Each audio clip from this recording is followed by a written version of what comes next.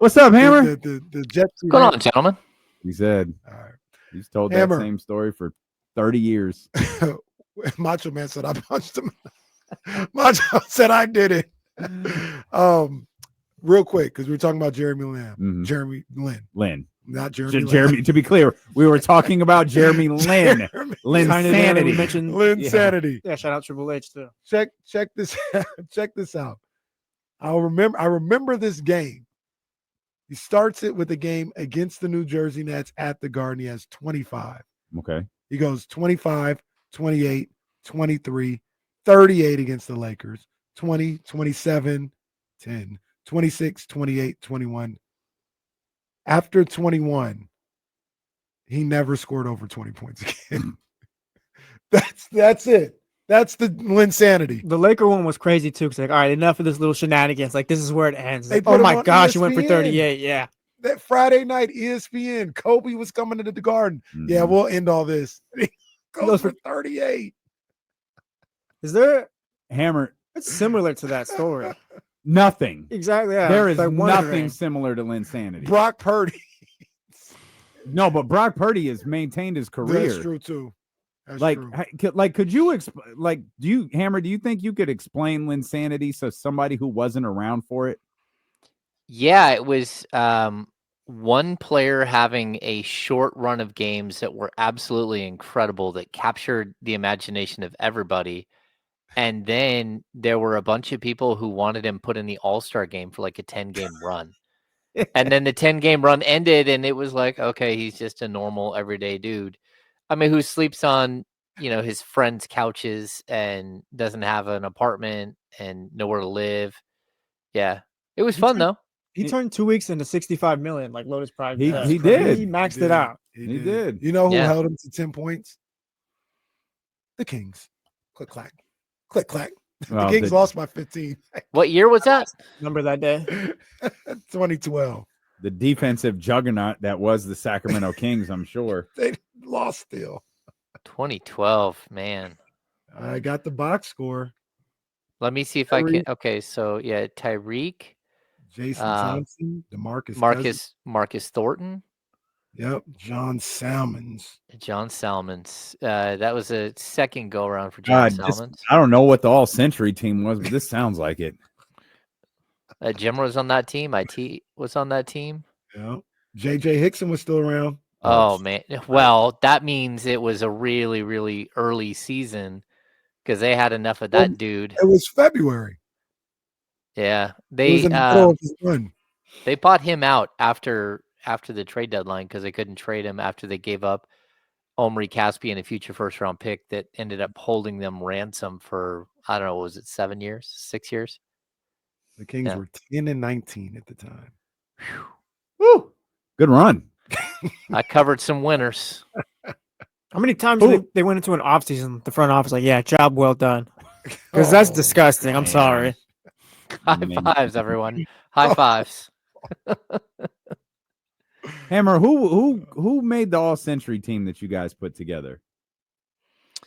I think we had De'Aaron Fox, Doug Christie at the 2, Peja at the 3, Weber at the 4, and DeMarcus Cousins at the 5 / Domantas Sabonis if he sticks around for a couple more years. Wait, I think that's how that works. The worst part about the list. Well, it's their list. They No, can do it's what they mine want now. with it. Oh, I think the worst part about the list is that 3 of the starting 5 were like on the 01-02 Sacramento Kings, and they haven't had anyone better. I mean, again. To be fair, Hall of Famer on there, huh? Well, a Hall of Famer, but and probably actually, to be honest with you, another Hall of Famer that we didn't even put on the list in Blade, and what will be a third Hall of Famer in Peja eventually. He'll get in on the international card.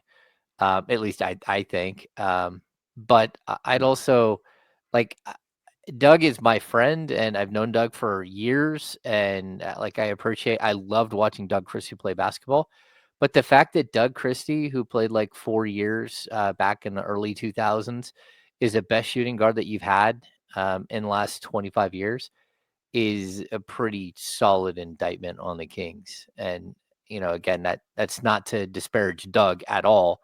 But the fact that Kevin Martin is probably second on that list, and then where do you go from there? Buddy. Buddy. It's probably Buddy is number 3.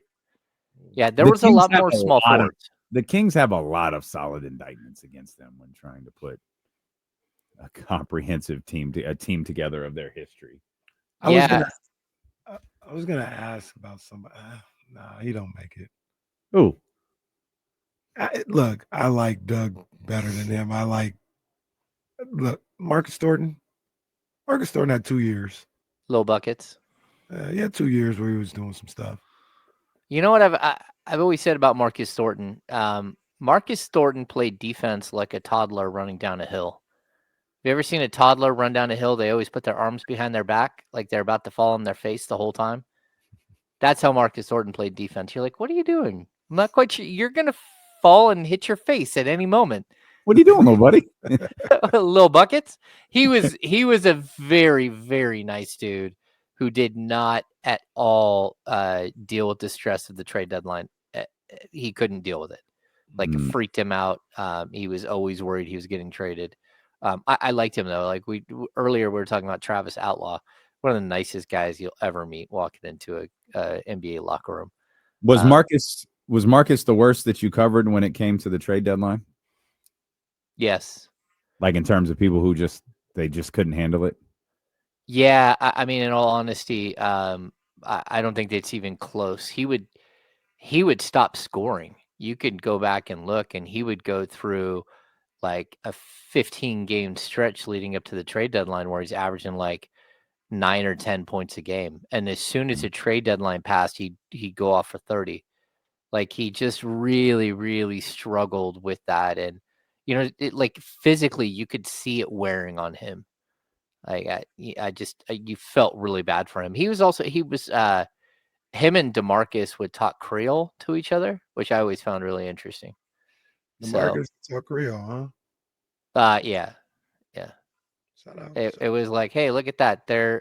They would go back and forth at each other and like, okay, that's different. Yeah. Good dude. Really good dude. The Kings have had, to be honest with you, like covering the team as long as I have, there's only a couple of like true jerks that I've ever covered, or guys that you just like, you wouldn't want to go anywhere, you wouldn't want to talk to, or that just had like a super negative vibe. And Who was the worst? I mean, the only one I've ever, okay, so DeMarcus, you had plenty of run-ins. I had plenty of run-ins with DeMarcus, but nothing like. But DeMarcus wasn't a jerk to you. No, actually, DeMarcus was usually really nice to me, and we had a really good relationship when he was here. I was always honest with him, and I think he appreciated that most of the time. There are some times where he didn't appreciate it, and he was like, "Hey, why did you write this?" Like, well, I got to be honest, man. I'm sorry. Run-ins, like the Matt Barnes situation, that was weird. That's probably the closest I've got to like having an altercation, a full-fledged altercation with the player. But outside of that, I think the one other one was Terrence Williams, who was just, really, he didn't trust anybody. Terrence Williams, he was really interesting. He was only there for a couple of weeks, but his talent was undeniable. He was so gifted, but also like someone who had a really, really hard life. And so you're just kind of like, you didn't want to really go near him. Like almost like you're worried you're going to get bit, type thing. And it's not like he was going to hit you or anything, but he definitely had a really, really sharp edge to him. And I found if you just didn't leave his locker and you just kept asking questions, eventually he would warm up, and he was actually really bright. He just really struggled with like interactions. So some interesting guys come through here, man. Some interesting I'm guys. sure that's the case with most franchises. It's just we lost a lot. So Right.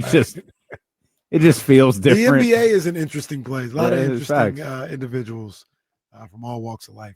I'm sure even like the Spurs teams had guys. They had Steven Jackson. Yeah. Right. They ran him Right. out of town like quick, like, hey, nope. Jack. Yeah, I'm sure every team has had guys come through, every couple years or so. It's like, oh, it's an interesting guy. Mm-hmm. The NBA is just, I find NBA players hilarious and interesting. Like their whole demeanor. James, we were talking about, we talked about Bradley Beal and John Wall and how they didn't get along. And I asked the question, and maybe you would know because you've been around these guys. The teams that really like each other and really like everybody gets along, like the winning teams, right? OKC and Indiana, they look like they love each other. Is that the exception instead of the rule with NBA teams? Like usually on most NBA teams, is there like they either just work together or there is some tension between some parties on the team? It's been a long time since the Kings have had like what I would consider like tension or a bad locker room, like a long time. And Miss Mac brought up Rondo. I started that because like Rondo is the most interesting player I've ever covered, without any question. Like the intelligence is like off the charts, but he was also number one. His locker was right next to the side door, so he could duck out really quickly. But he always was looking around, always studying the room. If you asked him a question that was like trying to get at, like if you asked him a question about another player, he was always looking for what it is you're asking. Why are you asking that? And so there was always like, he's again like super, super intelligent, but like shifty. And I always found him really, really interesting, even though it was only a year. Yeah, I don't like the Kings really haven't had a locker room that I think fought a lot since DeMarcus left. And that's not just because of DeMarcus. I mean, but like Jason Thompson, DeMarcus Cousins did not get along. Their lockers were on the opposite side of the room. Dante Green and DeMarcus had gotten into it once or twice. So there were like groups, but overall, I think most NBA players are pretty good dudes. They're usually young guys who have way too much money and way too many people asking for that money and trying to take their money. And it's so they're just like a really interesting group because there's always going to be a level of a little bit of distrust. But again, outside of one player, I don't think I ever really had like a run in with a player. Wasn't it DeMarcus? This isn't funny, but it makes me chuckle. It was DeMarcus and Dante Green because Dante Green didn't pass it to DeMarcus on a game-winning inbounds play, and DeMarcus sprinted to the locker room. And didn't they get into it? I think it was Dante Green who was making the inbound pass. That's possible. I know. Like there was a halftime where DeMarcus went off on Jimmer. There's the infamous plane incident with Nick Stauskas with DeMarcus. Like there were plenty of incidents with DeMarcus. Even like assistant coaches and stuff. But overall, like again, I would like to tell you that like it's out of the ordinary, but like we've all played sports. I mean, in all honesty, I got in a fight in the locker room in high school with a high school football teammate. Like it's sports. And it's sports where everybody, especially the NBA, everybody comes from a very different background, specifically from me, but also most of them are very different backgrounds from each other. And, like it's a real different like melding pot of people, especially you add in, like some of the European players and, when I first started doing this, a lot of European players would come in and they barely spoke English. Like that was 15 years ago. And like, that's just not the case anymore. Like you have a really difficult time finding like a European prospect that isn't like remote, like really close to fluent in English. And again, it's a lot about like smartphones and the world just getting much, much smaller.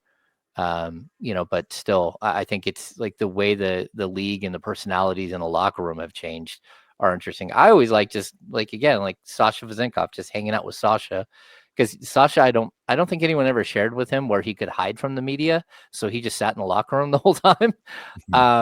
And we just sit there and talk, and it's interesting stuff that you talk to players about. But he hated American food. He's like, everything has too much flavor. Like, I just want like a little bit of salt, a little bit of pepper on my chicken. I don't need all this other stuff. Like, what's going on? Like, everything tastes like too much. And those are like the unique differences. But you find it very strange how difficult it is to acclimate to a new area where everything is totally different than anything you're used to. And yeah, it's just different. Sometimes the jokes write themselves. It's fine. What's too much flavor with as much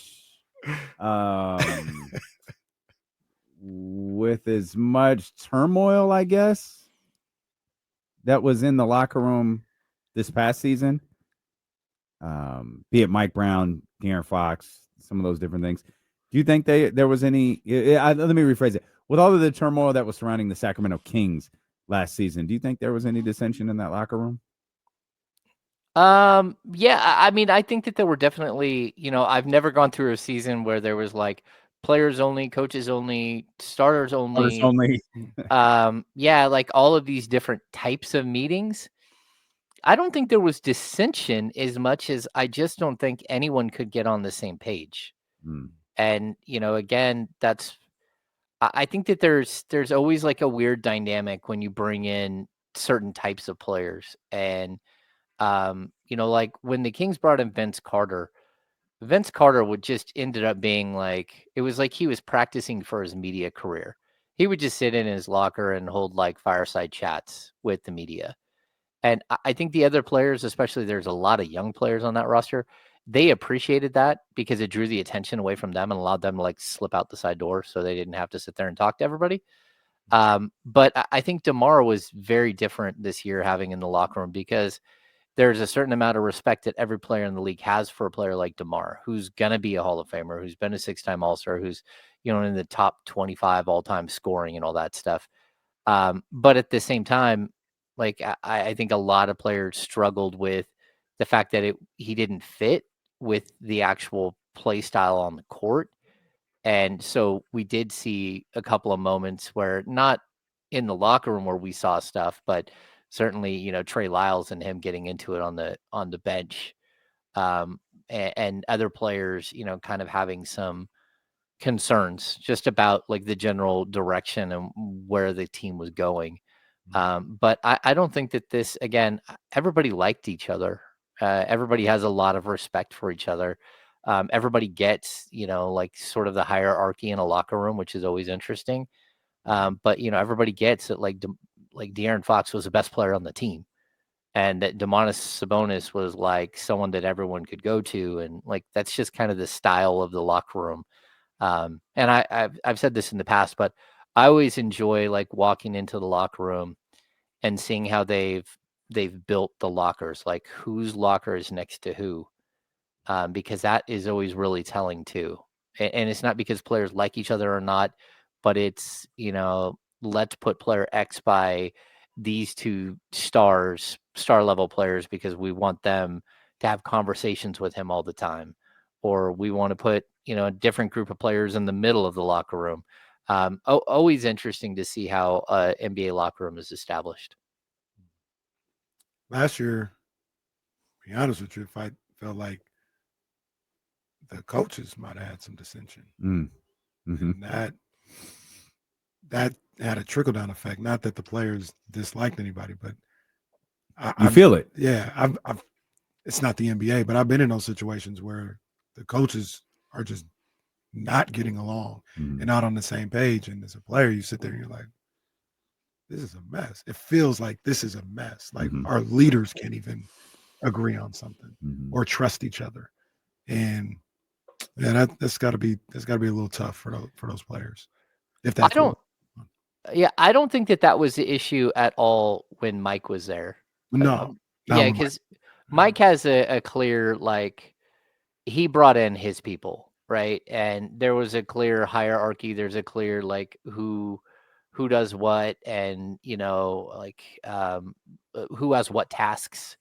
Again, I think he had been an NBA head coach for so long, and an assistant for so long, that he definitely knows who to delegate to and how he wanted to delegate. I think there might have been some questions, like, early on, and I certainly had questions early on, and then by midseason, I think they bore out totally about, like, making Luke Laux your front line defensive coach when he had always been known as an offensive coach, right? And so I think that was strange, and it played out in a really bad way, because I think that the team struggled defensively and didn't, even though Mike was known as a defensive coach, they weren't ever able to really wrap their head around their defensive issues, like defending the three.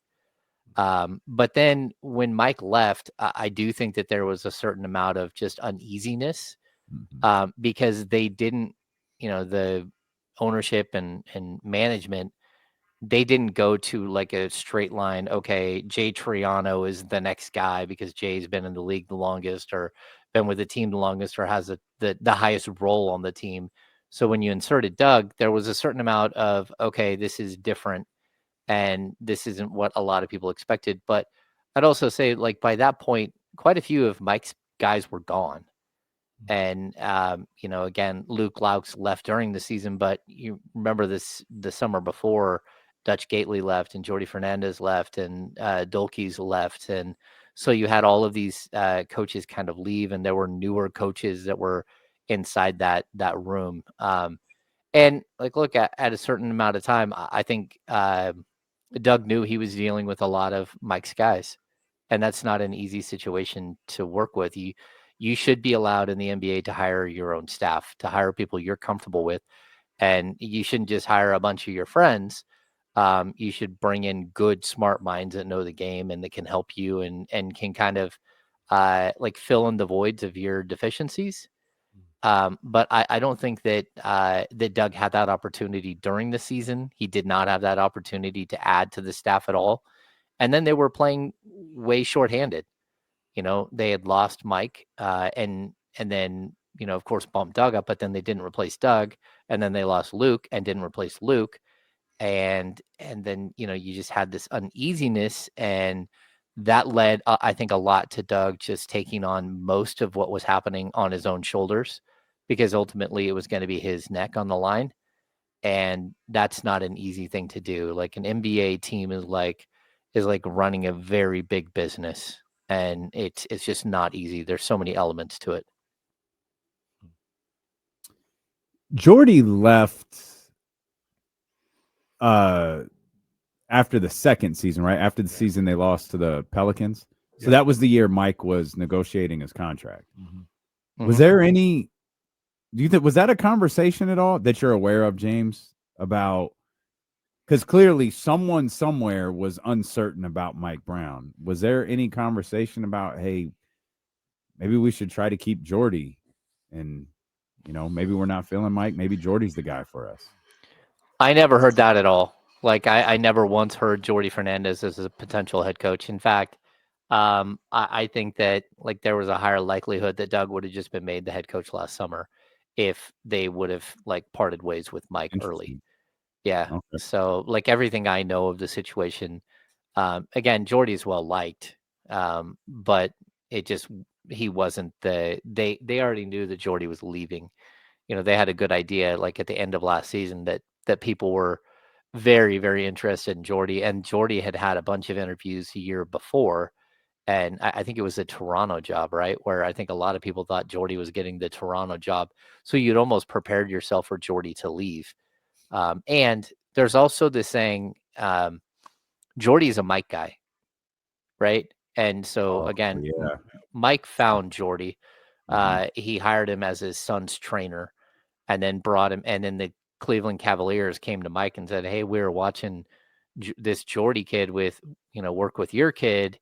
and we'd like to hire him on the staff. Can you bring him on?" And he said, "Okay, that's fine." I mean, he was like Mike's personal assistant for and his son's trainer. So Jordy was not going to step up and say, "Hey, why don't you go ahead and give me Mike's job and just fire the guy?" And no one else did. But that's not what Jordy would have had a more difficult time because he was one of Mike's closest NBA friends. Sure. We'll come back. We'll talk more Kings basketball, more NBA basketball with our insider from the Insiders. It's James Ham with Dealer One KC here on Sacramento Sports Leader, ESPN 1320. Clear. Yeah, Doug has a lot of friends in ownership and the front office. I mean, management of the team. I mean, he's a Kings lifer, but also, he came back and he worked the TV side and was always a pro and was excellent at his job, both pre and post game, and work in the when he got elevated to being the lead analyst. And he was always a pro with Jerry, and like it always said a million times over, Jerry gets to do this until Jerry doesn't want to do this anymore. I'm not pushing Jerry Reynolds out the door at all. So they ended up doing a 3-man broadcast. They ended up having Doug fill in for like 10 to 15 games a year. But also it was Jerry's decision to step aside. And yeah, Doug was great on TV. He was very, very good on TV, and he was great to work with.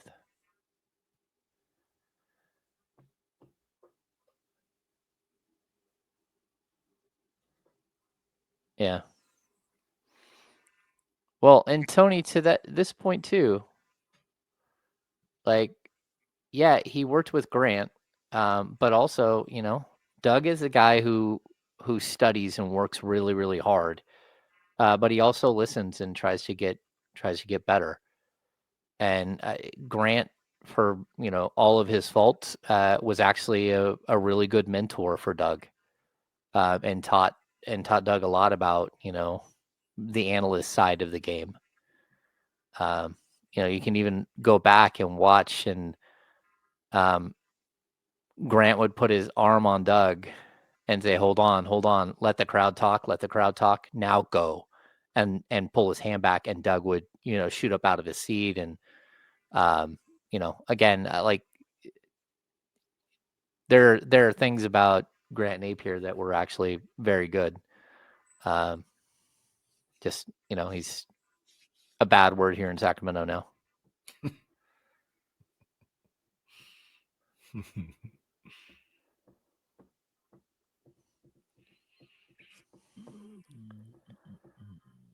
Yeah, I agree with this too. And Doug carries with him this little green notebook. And he's left-handed. He writes in the notebook the entire time. He takes a ton of notes, and he's always trying to get better. His game prep was spectacular.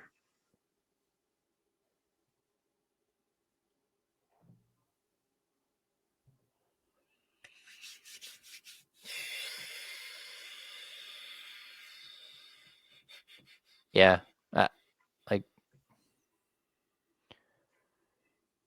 Now, this is where things get embarrassing, realistically.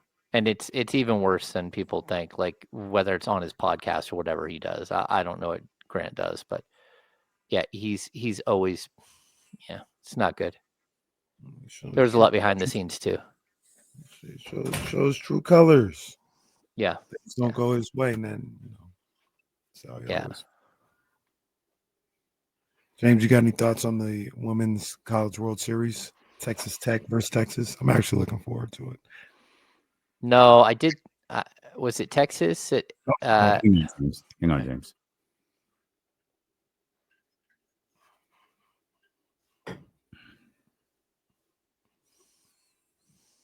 Go ahead, James. He was just about to unleash a fire take on the College World Series. I'm sitting on the edge of my chair. Wait, did you say the softball or baseball? Yeah, softball. No, I did see the 3-run walk-off the other day. That was impressive.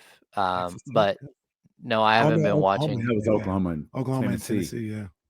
Yeah, And I haven't been watching. It was Oklahoma with the walk-off, right? That was the one where Kenny and I were in the middle of a conversation, and I catch out of the corner of my eye what happened, but I'm not sure exactly what happened, and I'm trying not to screw up our conversation. But the girl is running around the bases, and I'm like, it's just up there. What the hell just happened? Yeah, 3-run shot. And then, of course, we get to commercial, and they cut to like PTI or something. No post game on here. Like, man, what just happened? Oklahoma was going for, I think I read, their 5th straight national championship before they lost to Texas Tech, who's the team of the hour right now. Red Raiders. And they have Langalier's sister, right? Ace catcher, Shea Langalier's sister is on that team. The one in 18 in their last 19 game Ace, that one? No, they're 1 in 19 in their last 20. Excuse me. Oh, my bad. My bad. It's awful. 11, then they beat the Phillies and they've lost 8. Yeah. I went off on that today. I got to be honest. Like there's a switch that hits around the 6th inning where they just go, okay, that's as far as we go to today. And they just give the game away. And you think people really tough will stop going? No, there's still going to be the nostalgia this summer. But like you can't be that bad. You know, again, like the A's have the 2nd worst run differential in Major League Baseball. And the team that has the worst has 10 wins. Like the Rockies are so bad. But the Rockies are awful. I think their goodness run differential is like negative 183. And the A's are creeping up. Their run differential is like negative 149 or something like that. I'd say my biggest issue too is it's not that you lost 19 out of 20. It's that in 11 of those games they've given up 9 runs or more. And so it's just you just can't compete at all when it's like that. And like watching last night's game, like I was yelling at the TV, like how do you hit somebody on a 1-0 count with the bases loaded? Like the dude got an RBI for getting hit by a pitch. Like, and you did that. And the next guy coming up is one of the great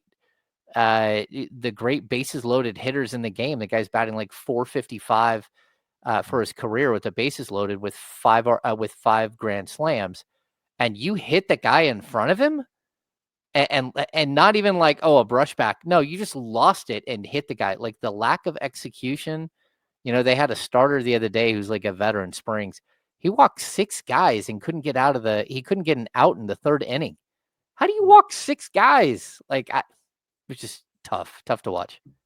I know a lot of people will say, you know, they're going through something unprecedented and, you know, it's distracting what's going on. These guys got to be better. These A's players, forgive me if I'm just not being sympathetic to having to play in a minor league park or whatever. You guys got to be better. Like what James is talking about is stuff that doesn't have anything to do with where your home games are. This is just paying attention and being locked into what you're doing and executing. And I don't care if you're playing on Mars. You shouldn't be one of your last 19. That's ridiculous. The majority of those games are probably on the road. So what are we doing here? Got to be better than that. Yeah, I agree. It has nothing to do with the park. Absolutely. Like what I watched yesterday, and I watch a lot of A's games. I do. But what I watched yesterday was just so infuriating. It's like you're down 2 runs in the 6th inning and you got to run across and you got guys in 1st and 3rd and you don't pinch hit for a guy who's, you know, batting 200 and just got called up from the minors and playing center field and isn't known as a hitter. And he sits there and watches strike 3. And, you know, it's a young hitter. I don't blame him for watching strike 3. You don't have anyone on your bench that you can pinch hit in that situation, trying to get the runs across to get back in the game. It was just really, really weird to watch. And in the 6th inning, like you're running out of time. You just gave up, you know, you had a 2-1 lead and gave up 4 runs or 5 runs in the previous inning. Like you got to get back in it. And they got 1 run across, but that was it. And just really tough to watch. 1 through 10, Hammer, level of excitement for the start of the NBA Finals tomorrow for the series. Oh, I think like an 8. Yeah, Yes. like I'm excited. I'm excited for this. Like this should. I'm excited to see Tyrese Halliburton play in the finals. I'm excited to see if Oklahoma is as good as I think they are. You know, like there's a lot to this. Like we all, we've watched the playoffs and seen how this has kind of gone, but I want to see if this team is good, and if they're like ascending like I think they are. And I want to see if the Pacers have anything for them. I don't think this is going to be a sweep. I don't, maybe I'm wrong. I don't mind admitting when I'm wrong, but I think this is like probably OKC in 6. But it could go quicker than that. I do think OKC wins, but would I be shocked if Indiana wins? Nope, I wouldn't. I think Indiana's got a real shot, man. I like the way they're playing. I like their team. I'm picking OKC to win because I think they're the championship level team and I respect what they've done. But I'm not dismissing Indiana, man. They've got a real shot not only to win some games but win this series if a couple games go their way. Yeah, I mean, I think they'll have a game or two where they just go, they go nitro and have one of those games where they shoot 55% or 60% from the field, and everyone's like, "What in the world is happening?" But I also like just watching the way that OKC has been able to change their defensive schemes and just take away everything from every team that they've played is really, really impressive. And we did see them lose by what, 40 to the Timberwolves or 35, whatever it was. It can happen. That's one of those weird things, though, where like Oklahoma City's defense is so good, it overshadows the fact their offense does not suck. It's not like this is a one, it's not a one-trick pony. Like Right. They can play both sides of the ball really well, which is a big reason that Indiana is here. Well, Oklahoma City, especially on the defensive level, does it at a much, or on the defensive side, does it at a much higher level than Indiana does. Yeah. Indiana went from awful to like, hey, they're like middle of the tier, middle of the pack, and OKC just was great. Right. Yeah. Just From the phenomenal. jump. Yeah. Yeah, and I think with OKC, like their two primary scorers, they're just such high like efficiency players. Shea is so incredibly efficient, and so is Jalen Williams, and then I think Chet Holmgren has been just completely overlooked for what he's done here, getting up to like 18 to 20 points in most games. I think he's the best player. I think he's better than Jalen Williams. Yeah, Chet is. Yeah. Well, we'll see when it's all said and done, but definitely defensively, he's incredible. But then again, Jalen Williams, first team All NBA defender. So, or was he second? He was second team. Lou Dort was first team. Yeah, I mean, like, look, this team is built not only to compete, and to win championships, but I think the other thing that we kind of talked about, I think it was on Monday on the Insiders, is that so many of the other teams are built to beat a specific team, and they're just not built that way. They're built to beat everybody. Like we see the Knicks, they were so focused on beating the Celtics that they built this team specifically to stop Jason Tatum and Jaylen Brown. And then they get to the conference finals and they've already beat Boston, and all of a sudden you're faced with Indiana, and Indiana's not anywhere. They're just totally different than the Celtics, and the Knicks just never figured out how to defend them. I think OKC is like uniquely built to defend any team in the league, and their offense is very predicated on two players going crazy, and then guys like Chet crashing the glass and getting easy buckets, or hitting a couple of threes here and there that you just didn't expect, and then a bunch of randos who seem to come through in the clutch. So just really, really well designed team, but a team that, again, I don't think they have an equal in how they're able to defend, and the ways that they're able to change everything on the fly and take away different aspects of the game. I wonder if I feel like we ask some version of this question like year after year, given the fact that we I think we've talked about 7 straight years there won't be a repeat champion. Mhm. Yeah. And after it feeling like so many years, it was the Chicagos and then Houston and then Chicago and the Lakers and the Spurs and teams, and maybe the Spurs didn't win a bunch in a row, but they won a bunch in short order. Then you had the Warriors and, the LeBron James teams constantly winding up in the NBA finals. And I feel like we're constantly asking some version of the super team question. And we look at like aprons and salary cap restrictions and all of that stuff.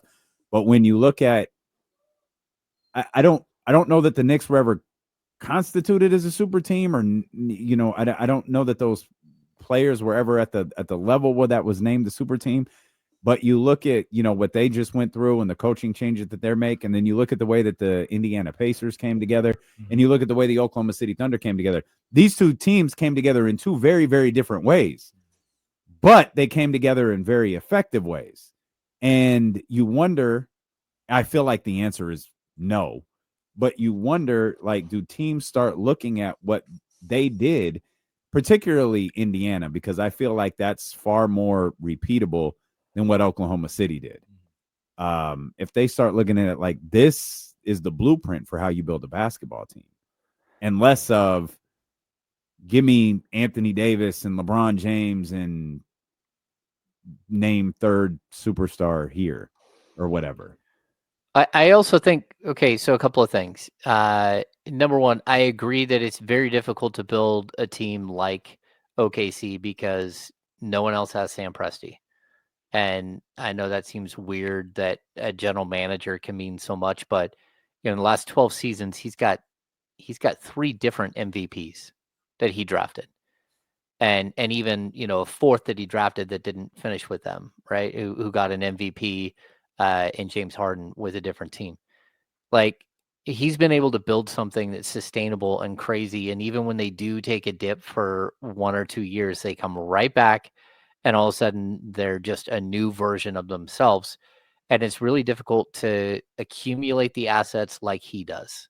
I feel like teams around the league, they just call up the Thunder because the Thunder always have cap space. They always have room under the luxury tax.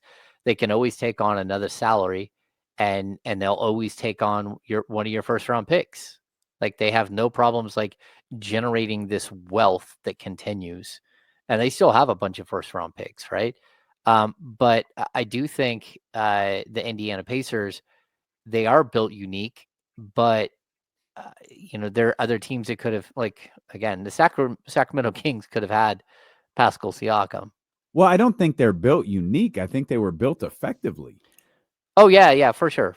But I'd also say I think when you bring up LeBron and those, I think we're getting to an age where we have to start looking at those guys as like the old guys and not like who they were.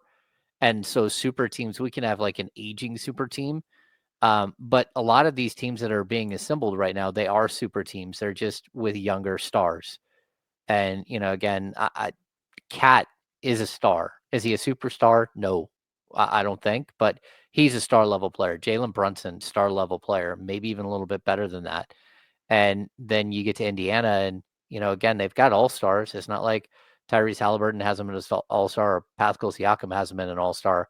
They just aren't your household names. And I think we need to start recalibrating what our new household names are in the NBA. But I also think that team is well built. But I would have liked to have seen what the Kings look like with Pascal Siakam, and whether that would have had the Kings in a similar situation if they would have pulled the trigger on a big deal a couple of years ago. That Indiana build, while I agree with you, it's built like a team. It feels pretty difficult to replicate, and what I mean by that is every single thing around the margins that they did hit. Mm-hmm. Like Nembhard, a second rounder, hit. Mm-hmm. Neesmith, somebody nobody wanted. But Nembhard had shown he was good, though. No, like I thought Nembhard had shown he was better than your average second rounder. It was good, but he won games. Well, for yeah, Indiana. sure. Yeah, I'm with you. Sure. So Neesmith, who like identifying a Neesmith, like what? Off the top of your head, we don't get paid to do this, but who's an Aaron Neesmith right now? This guy, like you know who it might be, and I don't think he is, but this is what Aaron Neesmith was. Is Johnny Davis? Remember him out of Wisconsin, got drafted by the Wizards, who has just looked like a bust. Yeah, and it's like the Kings getting Johnny Davis and him scoring 30 in the conference finals in 3 years. You know what I mean? Like that's what Indiana's been able to do, and it's a testament to them. You know, their scouting and their front office, but I just think about guys like that, like finding another Aaron Neesmith to help you out, finding a TJ McConnell to help you out. That seems tougher than KD wants out. Let's go get him, you know, but I love it because there's different ways to be successful. You know, you can do it OKC's way, or you can do it the Knicks way, or you can do it LeBron super team way, or you could do it like the Pacers did. Well, I would also look back at the original Beam team. You know, again, the Kings traded for Domas this season before, and then Fox got hurt. But they also traded in that the Marvin Bagley deal. They picked up Trey Lyles, right? Like, look at how every single move that they made from that trade deadline to the start of that season worked out. The Kevin Huerter trade. Kevin Huerter has the best season of his career. Keegan Murray, they draft with the 4th pick. He ends up setting the rookie record for most 3-pointers. Malik Monk goes from like a journeyman vagabond looking for a home to a guy who blows up and becomes a 6-man. You know, like Trey Lyles becomes an extremely valuable member of that group. So like they had one of those moments too, where every single thing hit, they just stopped. They found Terrence Davis. Yeah. Terrence Davis playing in game 6 and 7 with your season on the line. Yeah, they'd found him the year before, right? They had found Terrence Davis. Yeah, there are teams that find that sort of kismet moment and put something together that you didn't expect. I mean, they had the highest offensive rating in the history of the game in that first year, and you just expected it to grow, and instead you didn't water the plant. The rest of the league did. The rest of the league were like, hey, that looks fun. Let's do that. Yeah. And all of a sudden, everyone was doing what the Kings did the year before, including Indiana. Like James said, they had the greatest office ... in the history of the league. Yeah, that's what James told 95.7. Ain't that the truth? Yep. I even said ... Yeah. Thanks for the quote. Yeah. Hey, look, Bobby Hill here. He has in the chat. Sorry, not that one. Yeah. Thanks, Kyle. Yeah, Sadiq Bey, Corey Kispert, like those are guys that might be undervalued that work somewhere else. You know, if you could get your hands on a guy like Moses Moody, like maybe he's a guy that it steps up and becomes something better than what he has been able to show with the Warriors. There are players like this all over the league that are just underutilized, guys that have been working really hard to get better.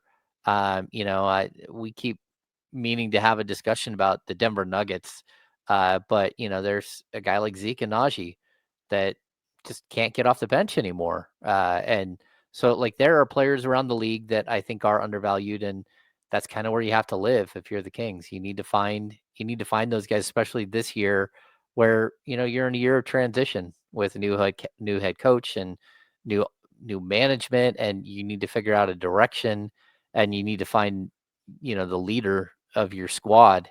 And so like this is where you have to be really good at mining for talent. But it's not just finding guys that are undervalued, it's finding guys that are undervalued and getting the most out of them. Yeah. And that's something that the Pacers have been brilliant at, and the Sacramento Kings have never been good at. Yeah. Except for that 1 year, that was my point. You know, again, I think they did utilize, you know, Malik Monk in a new way that made him a 6-man of the year where he hadn't been before. Yeah. And Kevin Huerter, where all of a sudden he was your 3rd leading scorer, and Keegan Murray, where, you know, he just came in, was phenomenal as a rookie. Like they did find a bunch of pieces that they could utilize. Malik was Neesmith. You know, He was a top 10 pick, top 11 pick in the draft, and looked like a bust, and then comes here and has a career year. Mm-hmm. So Yeah. And that's a conversation we've kind of put off this week, but there probably is a conversation that should be had about Malik. no, I've put it off for a reason. Okay. No, That's it's not all right. going anywhere. No, I'm not suggesting he needs to go I anywhere. understand. He should be everybody else but Malik. Well, Get 11 out of here. We'll get 10 in. They can both go. 0 staying. But no, you're right. You're right. I mean, and it's not like should he be traded? It's more like what's next? There what do you was expect out of him? re-signing. There was coming off the bench. There was starting. There was back to coming off the bench. And it's like, okay, well, what now? Like, what are we going to do now? And yeah, I mean, your general manager came out and said on day one, I need a new point guard. Well, I mean, snuck him back on the bench. I think the head coach said that too in his own roundabout way of hell, I don't know. James didn't ask me. Literally blamed James for us not knowing that Malik Monk wasn't starting. Like, James, you didn't ask. I might have told you. Doug, you wasn't going to tell us nothing. No. All right. We'll have the Malik Monk conversation tomorrow. There's not enough time to have that conversation today. But we'll talk Malik Monk tomorrow. We'll talk the start of the NBA Finals tomorrow as well. The wait is over. OKC and Indiana take the first step to crowning a champion tomorrow. Yeah, man.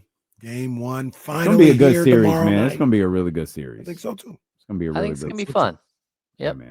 Yeah, man. So we'll get you ready for that, man. We'll break it all down. As always, we're going to head over to 102.5 right now. We got some business to attend over there if you want to join us. If not, make sure you're locked back in here beginning at 10 a.m. with the Insiders on Sacramento Sports Leader, ESPN 1320. Vamos, Sacramento A's. Get a win.